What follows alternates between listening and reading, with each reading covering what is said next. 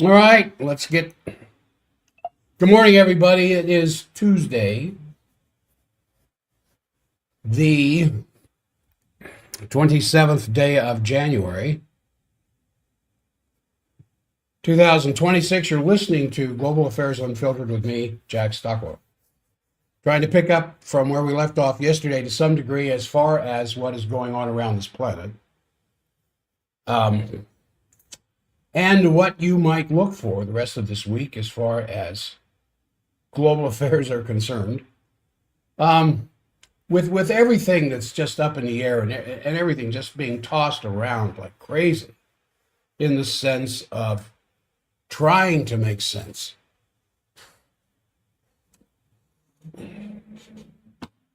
Out of a world, in a world that no longer possesses international law, that is imperialist in its design, where essentially might makes right. It's no longer might for right, but it's might makes right. And whoever has the biggest gun is going to be able to be the ruling tyrant. And that seems to be the direction that we're going right now.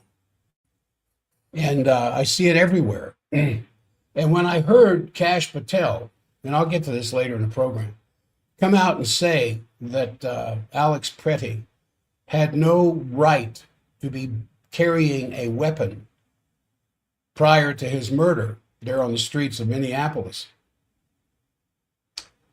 I just, it's even in the U.S. Justice Department. Apparently, Kash Patel is not aware of the Second Amendment and the laws to carry a concealed weapon as far as the state of Minnesota is concerned.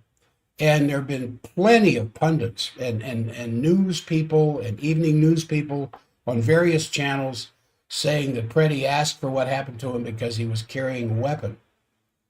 Although it was concealed, it was in a holster, and he did not draw his weapon. And they were talking about how he got what he deserved. And when I hear that on a local basis, and then I hear President Trump saying there's no restriction to his international authority except his own morality. And I see 3 carrier battle groups on their way to the Middle East. One's already there. One is just arriving in the Indian Ocean. Another one is coming into the Mediterranean. I just, a nation like ours can endure hardship. It can endure disagreement. We can have bitter factional conflict and still remain a republic.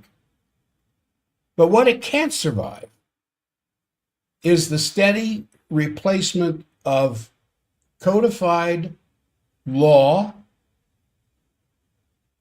per the Constitution of this country,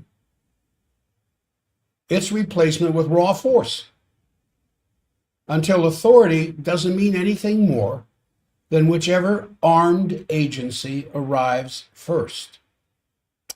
And you see this beginning to take place in Greenland, where several European nations are now sending over small contingencies of their armies, navies, whatever else, and they're there in Greenland for a short period of time, and then they leave like the Germans did. The Germans felt it was too cold. 24 German soldiers, about a week or so ago, show up in Greenland. A few hours, I think less than 24 hours later, they packed up and went back to Germany. America is now witnessing in real time what it looks like when the executive claims powers the Constitution never granted. And with Congress just staring, stunned, as if the words on the sacred pages there in the archives of our Constitution were just some dramatic writing. And yet something new is kind of breaking through the fog, a real and broad backlash against this accelerating abuse. The expanded ICE deployments, the street clashes, the mistaken arrests, the deadly raids are no longer being processed as a get tough policy against illegal immigrants. It is coming forward, I think, in the minds of many people as a rupture in the very idea of what a republic means. And when the public can no longer tell whether our elections are fair, when more and more of our population begins to suspect criminal behavior in the election of the President of the United States, so that who you elected to get in there doesn't have a chance because of fraud, when domestic law enforcement becomes indistinguishable from foreign occupation, and when even the basic rights of speech are treated as deportable offenses, then I think the republic is finally coming undone.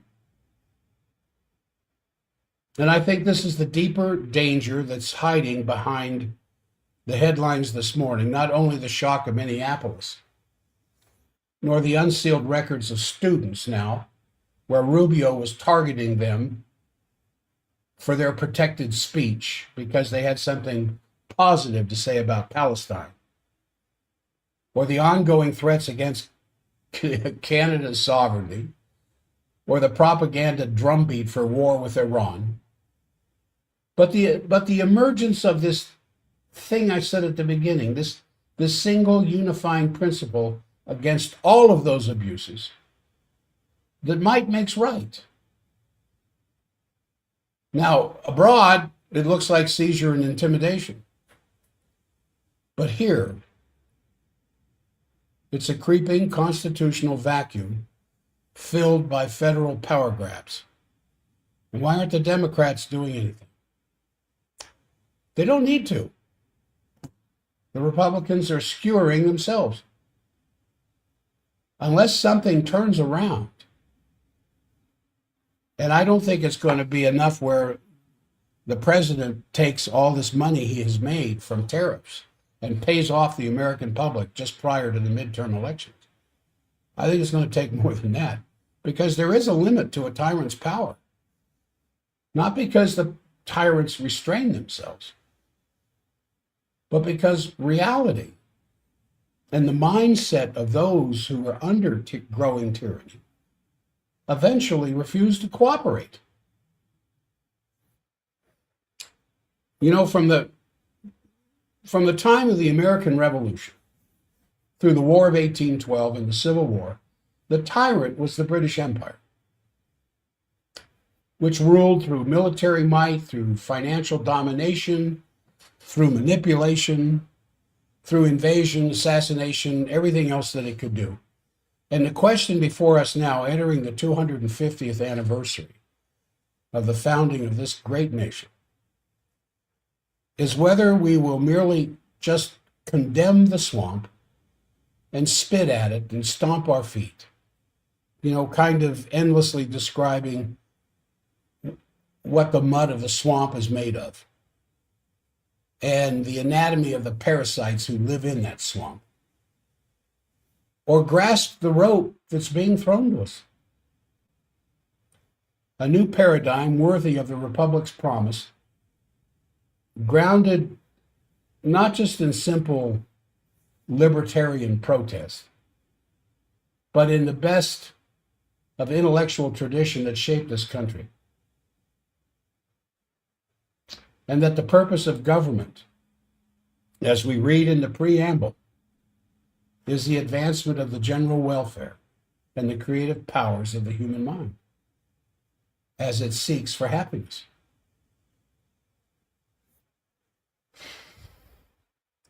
So, gosh, what am I trying to say? I'm trying to say that we are at a real fork in the road for this country. The Democrats are standing back because they think the Republicans they don't need to say anything because they see the polls. They see the support numbers for Trump have dropped 19% just in the last couple of days. They don't really have to do anything, spend any money. They don't have to electioneer because they've got a sense of what's coming this November. And on top of that, there's this growing political backlash against President Trump's expanded immigration enforcement campaign. Now he's, sending Homan. He's sending the Border Patrol home, sending Homan into Minneapolis to try to, I think, smooth over things. Republicans are worried that the administration's ICE tactics are going to cause the party to lose the support of swing voters and therefore be defeated in the 2026 midterms. This fatal shooting of Alex Preddy, this intensive care nurse, as is often the case, has become a reference point to the nationwide debate over the nation's deportation tactics. And it's interesting, a lot of these things begin and are centered around Minneapolis. But a new Politico poll found 49% of Americans say Trump's mass deportation campaign is too aggressive, including about 1 in 5 voters who supported him in 2024. Now, those numbers mean a lot now, even though we're 10 months away from the midterms. Those numbers are really important. Now, 49% of Americans in this poll said that Trump's deportation campaign wasn't illegal, shouldn't happen. It's just that it was too aggressive. And even among Trump voters, more than 1 in 3 said they support the goal of deportations. They just don't approve of how it's being carried out. Representative Dan Newhouse, a Republican from Washington, quoted in Politico, said this: "If we don't change our approach, it's going to have a negative effect on the midterms." You think? And while there is more support for reducing illegal immigration across the southern border, the street clashes, the mistaken arrests, the aggressive and now deadly raids are being opposed by an increasing number of Americans. Now, the Wall Street Journal editorial board urged Trump to pause the ICE operations in the Twin Cities, calling the Minneapolis operation a moral and political debacle that's backfiring against the Republicans. The board criticized administration officials for falsely portraying Preddy as a domestic terrorist. He wasn't a domestic terrorist. He was trying to help that lady that had been thrown to the ground. He's an ICU nurse. What's he supposed to do? Just stand around and watch? And the fact that he had a gun that was hidden was 100% legal. Attorney General Patel, you need to learn the Constitution, especially the Second Amendment and how it's applied in various states for concealed carry. I'm Patel, I don't know what to say. I saw you on the news condemning that. What happened to you? And so more Americans see immigration enforcement not as targeting criminals, but as punishing ordinary people. So I think Trump made a good move, taking Border Patrol out of there and sending them back south. But Trump doesn't seem interested in pulling back. In a phone interview with the Wall Street Journal, He said the administration was reviewing everything. He just said that yesterday, referring to all of those videos. I mean, even our own state representation in Congress is having some problems with this in their recent statements that were reported this morning on TV. So while the president is reviewing everything about the shooting, avoided directly endorsing or condemning the officer's actions, he also criticized Preddy for carrying to a protest a legally concealed firearm, which he never brandished. He never had it in his hand. He's smarter. There was no reason to. His life wasn't being threatened until a gun was pulled on him and he was shot in a defenseless position. So in the morning of the 26th, Trump announced that he's sending Homan to Minnesota, as I said, while continuing this crazy investigation occurring in that state. In a post a few hours later, Trump reported that he was contacted by and had a very good call, end quote, with Minnesota's Governor Walz, whom he claimed was happy that Tom Homan was coming to Minnesota. I haven't seen any comments from Walz about that yet. Gregory Bovino, who had been leading the operations there and had claimed that Preddy planned to massacre federal agents, is departing. We have no evidence of that. If he had pulled his gun, it'd be different. Then, as far as I'm concerned, that would come under suicide by cop. But he didn't. He's thrown to the ground, he's shot, and all of a sudden he's motionless. Don't know where he was shot, but I wouldn't be surprised if it was the head. So administration officials and allies have taken a position of doubling down while they're trying to shift the narrative by emphasizing the arrest of violent criminals and blaming Democratic leaders for refusing to cooperate, and in their refusal to cooperate, they themselves are raising the temperature. So Trump himself has argued that ICE needs to get better, to better publicize the murderers and the drug dealers it claims to be arresting. And then senior officials have defended maintaining a heavy federal presence in Minnesota, despite what the Minnesotans think. But more and more, the GOP lawmakers and the governors are questioning whether the images coming out of Minneapolis are erasing the gains that Trump made in 2024 by turning immigration into a winning issue, one of the things that got him elected. So with public attention just increasingly focused on the chaotic use of force rather than border security, Republicans are increasingly finding that an issue intended to galvanize their base is quickly becoming a liability, especially when 1 in 3 Republicans who voted for Trump said, yeah, we want these immigration laws followed, but there's got to be a better way to do this.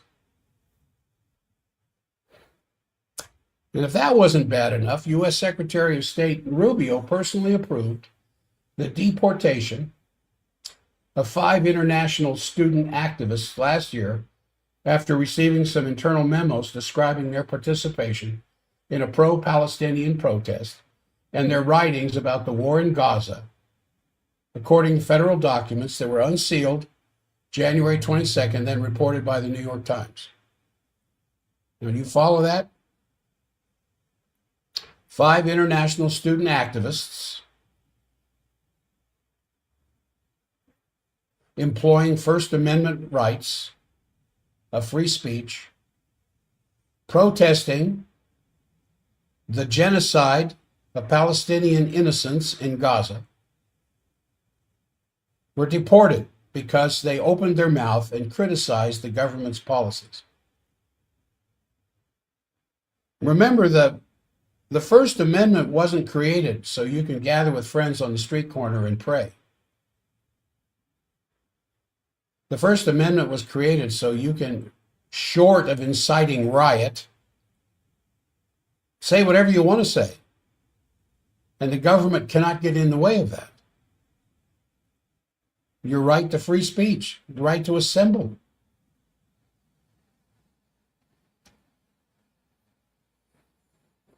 Cannot be infringed by the federal government.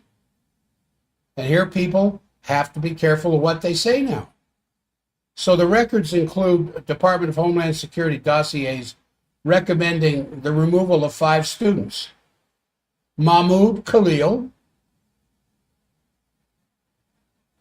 Ramusia Ozturk, all of whom were in the United States legal when they were arrested last spring. Arrested for what they said publicly. So Judge William Young previously ruled that the Trump administration illegally targeted students based on protected speech, finding what happened against these students violated the First Amendment. So several memos, and let me give you an example. The ACLU, you don't hear too much about them anymore. Supposed to be out there devoting all of their legal interests in sustaining the First Amendment and taking cases, representing cases legally in court action of violations of the First Amendment. And remember that Skokie, Illinois march of the KKK? When that was back, was that in the 80s? Maybe the 90s? I don't remember. But the ACLU came out in support of these American, as far right-wing as they could get, Nazis, admirers of Hitler, marching in their KKK robes and everything else. The ACL defended them for their right to peaceably assemble and their right of free speech. And I remember when that happened, I was just shocked. Not that what the KKK was doing, or David, what's his name, that was kind of involved with the whole thing from Louisiana, who was a grand wizard himself, that he had every right to be in the peaceable assembly. But I was just shocked at the ACLU, because I always thought they were just a left-wing communist group that had nothing good to do. And here they come out and defend them because they were defending the First Amendment. What the hell happened to the First Amendment? This goes back to the might makes right. Instead of the might for right, might makes right. And the might of the American government right now, in the fascist direction that we're moving, because I saw this poll in Germany, where Germans said, you have to remember, people in other countries are far more knowledgeable of what is happening in this country than the average American is. And so this poll in Germany was asking, do you feel that America is moving in a fascist direction? It was the amazing number of young Germans, like under the age of 35. Yeah, America is moving. America needs to look at our history 100 years ago and see what happened here. So several memos show officials who anticipate what they're doing with legal scrutiny right now, warning the courts could view this conduct as constitutionally protected expression. And I'm kind of waiting for the Supreme Court to come out and say something about this, given the potential that a court may consider his actions inextricably tied to speech protected under the First Amendment, and it is likely that the courts will scrutinize the basis for this determination against what Rubio did. And in multiple cases, investigators admit that the only legal ground for these 5 students that got deported could come up as a 1952 law that was allowing the Secretary of State to order removal on the basis of foreign policy concerns. And this is a statement from the Department of Homeland Security. DHS has not identified any alternative grounds for removability. In other words, There were no credible accusations that any of the students were actually supporting terrorist groups. They were just protesting the genocide.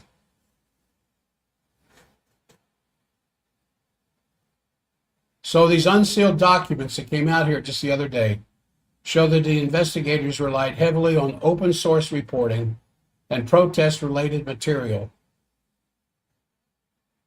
including an opinion essay by one of these students, Ozturk, calling for divestment, the American government to divest itself from Israel because of Israel's crimes.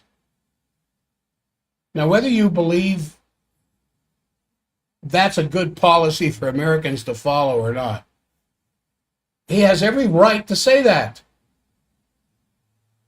Again, the First Amendment isn't for you to just be able to get out there and rah-rah and let's have a July 4th celebration and have patriotic speeches before the fireworks. It's for those who hate America, for those who hate the American flag, for those that hate everything you and your Christian beliefs stand for, and they can stand out there publicly and say it. That's what the First Amendment is for. So these events in Minnesota continually fueling the polarization that's taking place here. And what's the reaction of the American population? You know, is the polarization according to party lines? No, not at all. More and more Republicans are saying, listen, there's got to be a better way to do this. This is terrible what's happening with these people.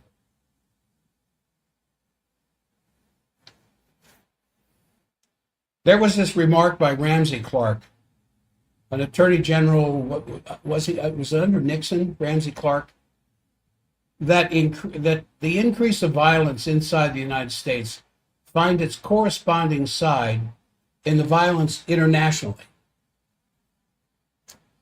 In other words, there's a direct relationship between the dehumanizing, desensitization of how Americans look at other people in our country to the same degree it's going on around the world. And it goes back to the idea of the mercenary army that Samuel Huntington in his book, The Soldier and the State. I mean, if you kill Afghanis and Iraqis and Syrians and whatever, and if you declare protesters the enemy and immigrants the enemy, the effect is the same. It's us against them. And I think we really have to absolutely appeal to the idea that we are all human beings. Now, I was mentioning this poll in Germany. Just you know, is America on its way towards fascism? Yeah, they are. And it's not just Trump. But obviously Trump is kind of the element of the loose cannon, so to speak, changing his policies within a day to the opposite. This is, I think, the sports books in Las Vegas could make some money on setting up some kind of a scale, some kind of a chart as to when President Trump is going to flip-flop on the next thing that he said. Are you watching this as closely as I am? And I'm not watching as closely as I want because I'm too busy at work.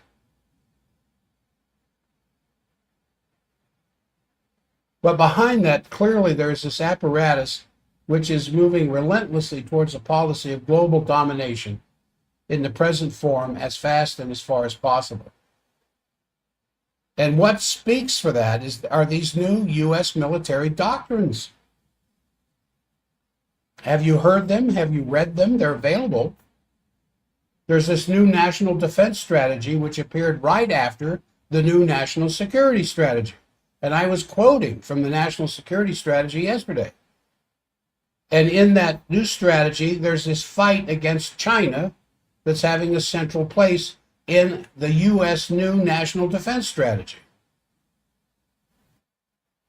China is referred to in this paper as the second most powerful country on earth, which would have approached the United States as no other country since the 19th century has come close to the United States, and China is there now because China will soon produce more than 50% of the global economic production.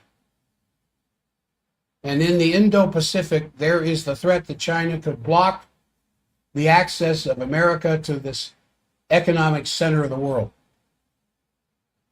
Therefore, what's important is to pose against China in the Asia-Pacific region some military presence. And it describes China that now has the entire spectrum of military equipment equal to the potential of the United States. And it has produced China has produced everything now from stealth drones, which can fly out to the rim of space, to these cheap foldable drone copters, which can fit in the backpack of a soldier. Do you know how that works?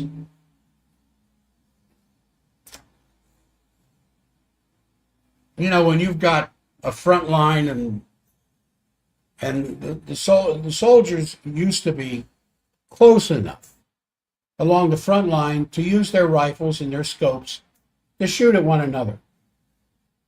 And then since, I would say,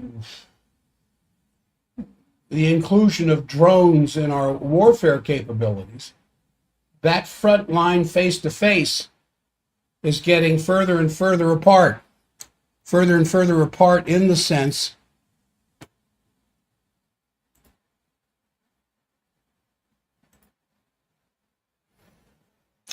what is my source for Trump's drop? It's in Politico. Politico reported it just recently. And so with the use of drones, the front line starts to separate further and further from each side, outside actually the range of normal rifle warfare, except for snipers, because now they send in the drones.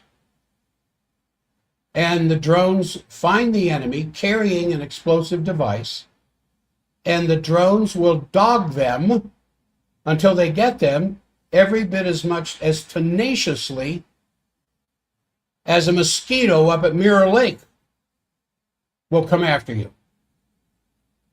And I don't know the last time you saw Mirror Lake mosquitoes. These things have bones in them. These things look like small birds. And swatting 2 or 3 of them, you want to stop it. They're coming after you like these drones do. Well, now they have these foldable drones that the Chinese have made to go into a backpack and launched, instead of the soldier shooting another soldier, and they see where they're at, they pull these things out of their backpacks, fire them up, and send them off in the direction that, using infrared detection methods, will find the person that you were going after and take them out. This is science fiction. And so in the area of artificial intelligence guided drone swarms, in the latest publications, China is way ahead of us. I mean, this is almost unbelievable. And that's why they're confronted with Trump's increase in the military budget by 2/3 to $1.5 trillion now. So the main emphasis is on the Western Hemisphere, North and South America, the Caribbean, and Greenland. And so the new national security paper is saying that Russia is a manageable threat. And so this is just the first comment on it that's come out. But in any case, according to Hegseth, the U.S. military is going to have 4 main priorities. First, the defense of the homeland and military operations from Greenland to Latin America. Number 2, the deterrence of China. Thirdly, the demand that the Allies increase their military expenditures. And fourthly, to increase the capacity of the U.S. defense industry. The very thing Eisenhower warned about when I was barely out of diapers. So the word democracy does not appear one single time in either the national defense strategy or the national security strategy. Nor does the word republic. And it's obviously an abandoning of the idea to export democracy through interventions, diplomacy, the United Nations, whatever else, and abandoning the idea of that and going directly into defense of American hegemony without the pretext of any democratic actions. It mentions the priority of the Golden Dome, which Ted Postel, as I've quoted so many times, completely dismantles. Because the Golden Dome will not ever stop hypersonic missiles. And it leaves the deterrence of Korea to South Korea. It does not mention Iraq or Gaza. And according to Reuters, now why am I bringing this up? Because they are publishing what they're doing. They're coming out and telling you the way things are going to be. And in order for this national defense strategy and the national security strategy to work, there has to be the might and power of the American military behind it. Therefore, we need another $500 billion in the defense budget to make sure we're powerful enough to carry out all these actions. Now, according to Reuters, obviously not confirmed, but it was in a Reuters release, Trump seems to continue the idea to occupy Greenland militarily. And Reuters quotes sources with knowledge of the inside, and these sources say that therefore Washington has not given up the military occupation of Greenland. And then you have General Dan Kane, who's chairman of the Joint Chiefs, has invited 34 Western Hemisphere defense chiefs to Washington to discuss enhancing regional coordination in fighting drug trafficking and transnational criminal organizations, employing the importance of strong partnerships and so forth. And which is not a bad idea. I have no problem with that. But the reason I mention it is because you remember when Hegseth had called all those military commanders to Quantico from all the U.S. air bases to a meeting, that there was this big speculation as to what the purpose of having such an enormous, expensive event was. And people were calculating the cost of at least business class trips for all these military commanders to do what? To do what? To hear this incredible speech of Hegseth, the Secretary of War. But in light of everything that has happened since, I think we should have another look at this. Because whenever these large meetings take place, they're not only there for the public side, but to pull things together for these kinds of operations that are coming down the road. And I think we should be on heightened alert, because all of this really doesn't make sense. Unless, of course, you're going for a military conquest of every last country on this planet. In other words, given the fact that Postel clearly demonstrated that Greenland has really nothing to do with the Golden Dome, and that the Golden Dome is a completely non-workable proposition in the first place, what is really going on in the terms of strategic planning? In a few days, hardly more than a week, on February 6th, the New START Treaty expires. And I talked about that yesterday. It actually only has a symbolic significance because it's not necessarily a guarantee against military action. But then, on top of the START Treaty coming to an end in another week. We still don't know if the U.S. is going to deploy medium-range missiles into Germany, which has already been characterized by several Russians as making Germany a prime target if these missiles are deployed. So all I'm saying is that while not everyone may be crystal clear, or everything may not be crystal clear in the headlines of the New York Times, we're kind of in an extremely unstable situation with all these inconsistencies, with nothing governing it. The Democrats' mouths are glued shut, and the Republicans are voting along party lines that might makes right. And so where's the average American citizen left in all of this? I mean, the Western Alliance is practically in disarray. At the Davos summit, the speech by Mark Carney, the Premier of Canada, which is celebrated by many credulous individuals around the world as big heroism from someone within the alliance that will stand up against American hegemony. But if you look deeper into what Carney had to say at Davos, it's just a new formation of partnerships and alliances with so-called middle-sized countries promoting equally strong military buildup. It's not an alternative. It's just a continuation of this geopolitical insanity, which is what, in the end, makes war possible. So I'm just saying that we should not somehow think that this is what's going on inside the United States around Minnesota and migrant policy is somehow a separate thing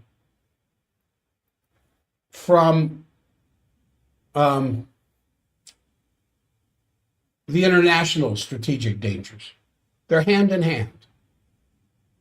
The Russian response to the running out of the New START treaty in that statement by Medvedev that I gave yesterday, who says that Russia is prepared for every scenario. Then he elaborated, and this is the craziness of this. He elaborates on the new weapon systems that they have. The Burevestnik, the Oreshnik, the Poseidon, that are increasing in their numbers in the Russian arsenal. And then you have more insanity coming from NATO, where it's now reported that NATO is planning a massive rearmament at the border to Russia to create what they're calling an automated zone of the so-called Eastern Flank Deterrence Line, which is supposed to be finished by the end of 2027. That will be a zone where there will be no people. Just an automated, complex, several level defense systems along the borders of Belarus and Russia. And robots, yes, robots are supposed to create the line of defense which is supposed to hold up the incoming Russian troops. I don't know. Maybe I'm too lost in the past. But when I hear stuff like that, I just break out laughing. Russ, this is completely crazy. Because obviously they don't have the number of troops to put on a defensive line. And if you remember, remember the Second World War, there was a thing called the Maginot Line. How long, here's your trivia question you can ask your fellow buddies today. How long did it take the Wehrmacht to break through the Maginot Line? The line that was there in northeastern France to stop Russian invasion. How long did it take the Russian army to get through the Maginot Line? 36 hours, a day and a half. So I think that shows you that they don't have any real idea of what to do, at least nothing that's reasonable. On other crisis spots, the situation around Iran, of course, remains a hot spot because the Western media is continuing to play up the number of casualties who were supposedly killed by the Iranian government. The Iranian government naturally denied that, but there was a statement by one of the people I like to listen to, Larry Johnson, who quoted some CIA inside official saying that this time the effort to equip the opposition with Starlink devices and cause the protesters to rise up completely failed. But there'll soon be another time, because they're saying we have our people in place. So this aim of regime change, of course, remains. And you have to be aware of the fact that there's a new aircraft carrier group already in the region. 2 others are on the way, as I said. So I subscribe to a lot of different news agencies, and my phone is just constantly beeping. I have to turn the volume down in the clinic because it's too disturbing. And of news releases, just all this new stuff is coming out. I want to take a second and tell you about this fellow that I saw in the clinic yesterday, 31 years old, from Rock Springs, Wyoming. And very, very serious 4-wheeler accident, racing on sand dunes in Wyoming, and flipped over the top and did a couple of rolls and landed in the sand, and the machine landed on him and really messed him up bad, but he walked away from it. And because he walked away from it, he felt like he was okay. I mean, that's a natural tendency. You're not bleeding. You didn't break any bones. You must be okay. Until the migraines started. And at 31 years old, he can barely move his head on his neck. The pain increasingly getting worse. He hears about us from somebody at Hill Air Force Base that he talked to. And he comes in, and I take some x-rays. Because I love headache migraine cases. Because they're usually, 9 out of 10 are just a snap to fix. One can be problematic. And when he described the injury he had gone through, I thought, well, this one might be a difficult one. No, I took the x-rays, I worked on him. And like usual with people like this, as soon as I work on them and they stand up, they're taller. They're immediately taller by an inch or more, simply because the spine straightened up. They didn't grow. The spine straightened up. And he could turn his head all the way right and all the way left, he said, for the first time in a decade. And he said, I feel so light. I feel light. Yeah, your muscles are relaxing. Your muscles have been in a constant state of tension and cramping for so long now that you weren't even aware that they were cramping up on you. So I'll see him Friday for a follow-up. And I probably won't need to see him very much after that. But he just, again, this is what usually happens with people like this. They're shocked that somebody didn't already do this for them. And number 2, how quick relief was available.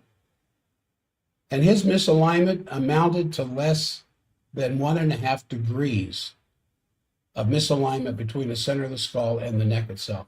You know how many degrees are in a circle? Yeah, 360. Less than 1.5 degree of misalignment caused that pain for the last almost 2 decades. So I'm continuing this half-off stuff. I'm continuing half-price off.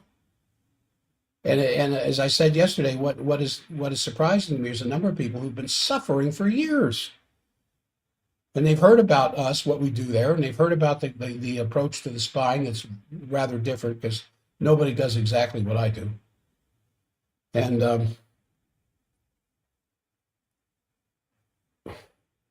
they didn't come in because they thought I was too expensive. Well, what's your health worth? And then there's so many of them after I worked on them, I said, do you feel like you got a fair deal? Yeah, I would have paid more if I had known that I could get this relief. You call the office, 801-523-1890.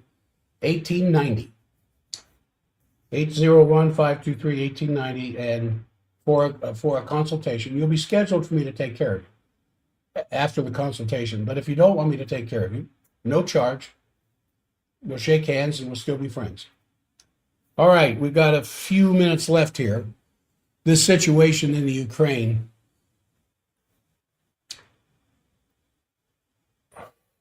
The talks in Abu Dhabi that have been going on have not really resulted in any concrete result. They're supposed to continue next weekend. However, even if an agreement comes, it was also pointed out by Ray McGovern, another person I like to listen to, former CIA analyst. He said it would take years before any treaty could go through the U.S. Congress and Senate. So a certain amount of volatility still remains there in the Ukraine. No matter the result, also the tiny signs of lack of complete insanity coming from Macron and Maloney and Mertz, that they want to talk to Moscow now. Yeah, they see the writing on the wall. They saw what that Oreshnik did at Lviv. And then the saddest of all, the Gaza, naturally the killing continues. Netanyahu's office announced that Israel wants to reopen the Rafah crossing after it completes a military operation to recover the last hostage. I think the last one was just recovered. But the situation is far from being settled. And so where does that leave us? When you look at the military presence in the Middle East, the United States has maintained a presence in the Middle East for decades, as you well know, currently stationing somewhere between 40 and 50,000 troops across almost 20 sites. They're in Turkey, they're in Cyprus, they're in Syria, they're in Iraq, they're in Jordan, they're in Gaza, several in Kuwait, Bahrain, Qatar, United Arab Emirates, Oman, Saudi Arabia, Djibouti, down at the Gulf of Aden. 40 to 50,000 American troops. And Trump says now this armada, he used the word armada, heading towards the Gulf, of course, raising fears of a military escalation. And as these tensions continue to build with Iran, we have 3 aircraft carrier strike groups heading towards the Gulf. Now, the last engagement was, in the Middle East was back in June, and that was the last major buildup as far as an American flotilla is concerned. Just days before striking the 3 nuclear sites. And so this month, President Trump backed the anti-government protesters in Iran, as you well know, telling them that help was on the way. And the question at the time was, well, what kind of help? And when? Well, last week he dialed down the military rhetoric because the protests have been quashed. He said because they've stopped killing people, and they kind of dialed it down a little bit. So what are the U.S. military assets moving to the Gulf? And are we preparing to strike Iran again? Why are we moving warships? So Trump said on Thursday that a U.S. armada is heading towards the Gulf region, with Iran being its focus. This is 5-6 days ago. The U.S. official said the aircraft carrier strike group and other assets will be there shortly. Trump said, we're watching Iran. We have a big force going towards Iran. Then he said this, maybe we won't have to use it. We have a lot of ships going in that direction, but just in case, we have a big flotilla going in that direction, and then we'll see what happens. What kind of talk is that coming from the President of the United States? So the aircraft carrier Abraham Lincoln changed its path from the South China Sea more than a week ago towards the Middle East. Its carrier strike group includes the Arleigh Burke-class destroyers that are equipped with Tomahawk cruise missiles capable of striking targets deep inside Iran. And the U.S. military vessels that are en route to the Middle East are also equipped with the Aegis combat system, which provides air and missile defense against ballistic and cruise missiles and other aerial threats. But you remember the last 12-day war there, how many missiles got through to Israel? Because the Iranians aren't stupid. They knew how to get past the Iron Dome, and they did it. They send in a bunch of slow-flying drones that exposes the Israeli defense positions. Then they send in cruise missiles flying at anywhere from 350 to 450 miles an hour. Most of those got shot down. But once they knew where all the defensive positions were, then they sent in the hypersonics. And they got through, every last one of them.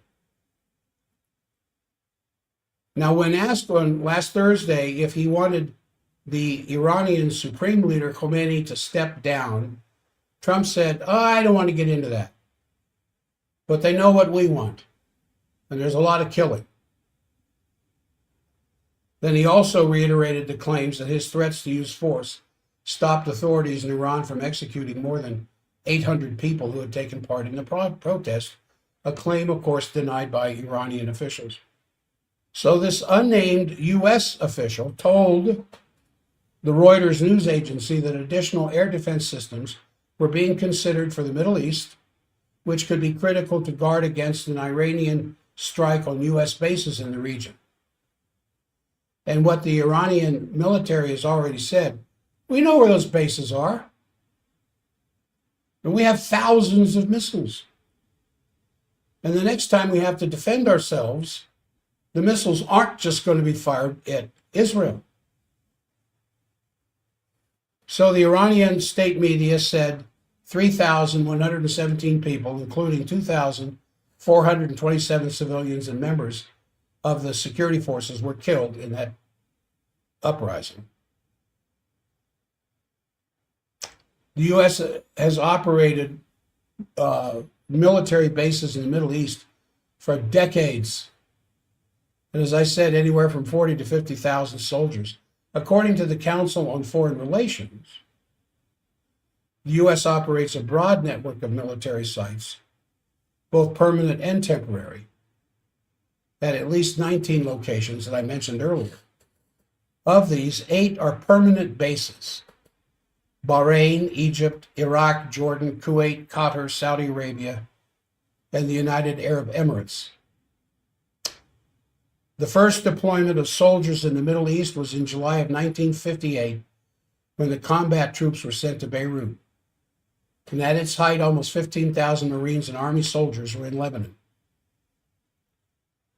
The U.S. naval movement towards Iran was ordered despite a new national defense strategy that was released last Friday that says we're just going to concentrate on the Western Hemisphere. But despite that, we got 3 carrier groups now moving to the Middle East. Now, this document, the national strategy, is drawn up about every 4 years by the Department of Defense, and the latest security blueprint outlines a pullback, a literal pullback of U.S. forces in other parts of the world, as I said, to prioritize security in the Western Hemisphere. But we're sending 3 carrier groups. Now, how has Iran responded to this?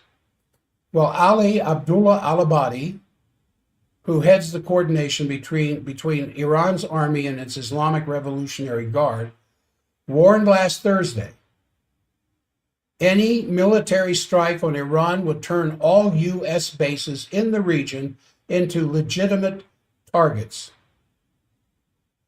And the Iranians have hypersonic missiles. Now, General Mohammad Pakpour, the commander of the Revolutionary Guard, said 2 days later that Iran is more ready than ever. Our finger is on the trigger. And he warned Washington and Israel to avoid any miscalculation. All right. I got a lot more on this, but time's up, and Lowell's show's coming up. And I'm going to stop the recording now. Lowell, I'll save this in just a moment. I'm going to go ahead and play. For those of you on the stream, once again, I appreciate your attendance, your listenership, and ask you to share. If you think this has any value, to share it. I know I've alienated a lot of the K-Talk crowd because I'm not just raw Donald Trump. I'm raw Constitution. And when I see movements against the Constitution, I get a little bit itchy. Tomorrow's a health show, and I promise you I will make it worth your listenership.